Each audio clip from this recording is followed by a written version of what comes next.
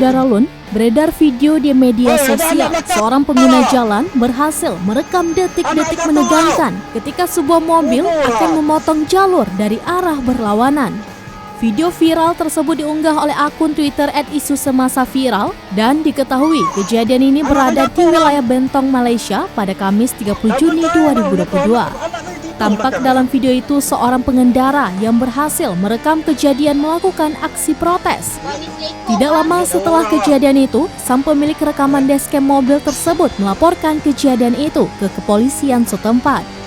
Tidak lama kemudian, polisi mengeluarkan press release yang berbunyi akan mengenakan sanksi kepada pihak yang memotong jalur tersebut sebesar Rp2.000 Malaysia atau sekitar 6,8 juta rupiah.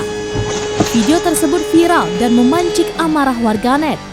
Banyak warganet menyerukan agar setiap kendaraan mobil harus dipasangkan dashcam agar kebenaran terkuak apabila terjadi hal-hal yang tidak diinginkan.